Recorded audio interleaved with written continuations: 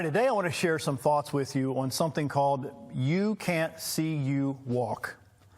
The late Jim Rohn, who was a great teacher, he inspired millions of people, he said the worst kind of arrogance is the arrogance of ignorance.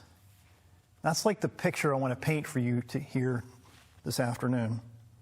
There are certain doctors that I've noticed that they can spot what's wrong with a person by how they walk.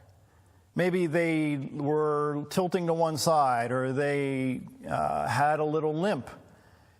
But the person had no idea that they had a problem because they can't see how they walk. A wise person listens to the advice of people who know more than they do. Not who think they know more, but who actually know more than they do. The big picture today is about wisdom.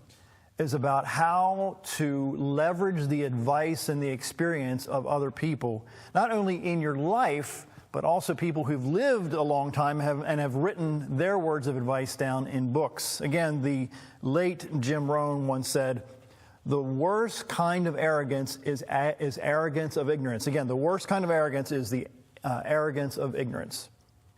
A guy named George Gordon Liddy, who was very famous about 30 years ago, he was the Watergate conspirator under Nixon, who was involved in some pretty shady stuff. He said this, "I found within myself all I need and all I should ever need. I am a man of great, great faith, but my faith is in George Gordon Liddy himself. He has never failed me." Yikes. When you think that you and I have all the answers, that's the first inkling that we're about to fall on our face. You see, you can't see how you walk. I can't see how I walk. There's a story that was shared about 20 years ago. In the summer of 1986, two ships collided in the Black Sea off the coast of Russia. Hundreds of passengers died, and as they were hurled into the icy waters below, news of the disaster was further darkened when an investigation revealed the cause of the accident. It wasn't a technology problem, like radar malfunction or even thick fog. The cause was human stubbornness. Each captain was aware of the other ship's presence nearby, but both could have steered clear. But according to news reports, neither captain wanted to give way to the other, and so each was too proud to yield first. So by the time they came to their senses, it was just too late. How many times haven't you chosen and I chosen not to give way, not to yield, not to seek and follow the advice of people smarter than us? There's a connection between arrogance and falling on your face over and over again. Again, there's a connection between arrogance and falling on your face over and over again. So you and I have to understand that we don't have all the facts. We don't have all the answers. You don't have all the answers, and I certainly do not have all the answers. So none of us have the power to control what happens in the next minute. Again, none of us have the power to control what happens to us in the next minute. There are some people who have a swagger, who from other people's point of view look pretty dumb. Have you ever met people who think they know, who think they're all that, when in fact they're dumb as dishwater? I mean, they just really don't have the facts. But in their own eyes, in their own mirror, they think that they have all the answers. And I wonder how many times you and I both have been in a situation where we have thought that we have all the answers. Kent Crockett shares a story. He says one of the guests on a late-night talk show was a bodybuilder, and the host asked the weightlifter if he would show off his muscles to the audience. With a big grin on his face, the bodybuilder faced the audience and cameras and flexing his muscles. "Boy," the host said, "you sure do have muscles. But what do you use those muscles for?" The bodybuilder didn't answer, but continued to flex and smile at the audience. Again, the host asked, "What do you use those muscles for?" Still grinning, you see, the muscle man remained silent and continued to show off. The answer was obvious. He didn't use his muscles, he didn't use his muscles to do any useful work, but only to glorify himself. The older I get, I realize that I'm supposed to leverage what I've learned over the years for the benefit of other people. And I'm wondering if you also can leverage what you've learned, the mistakes you've made, for the benefit of other people in your life.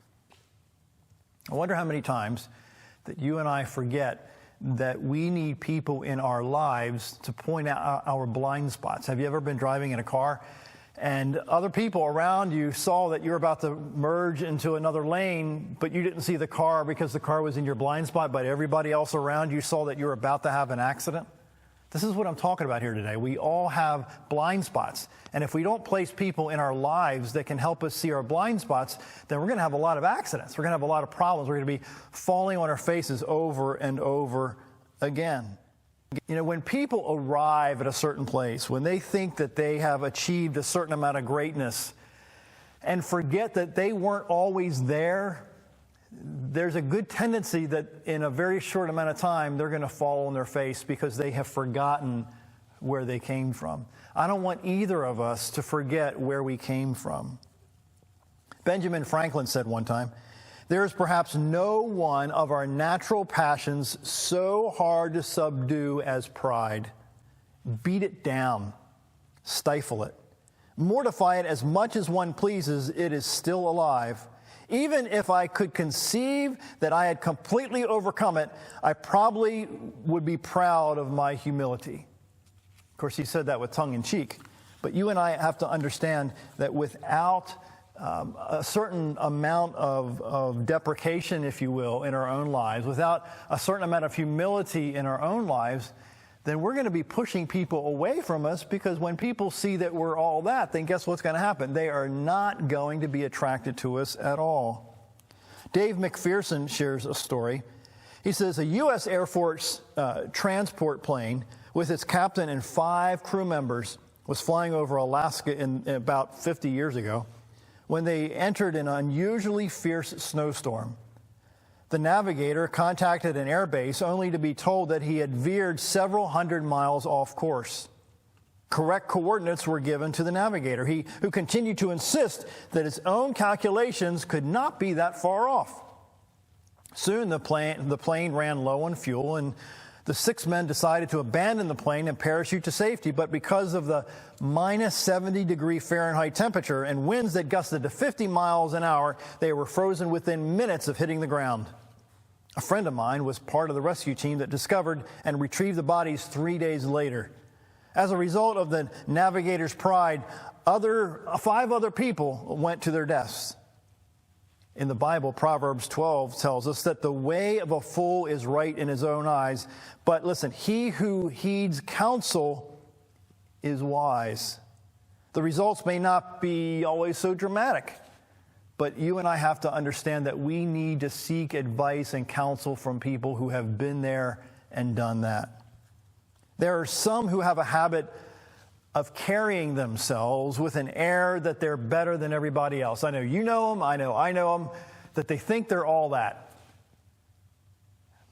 The way to get around people that think they're all that is to remember that you aren't all that I'm not all that.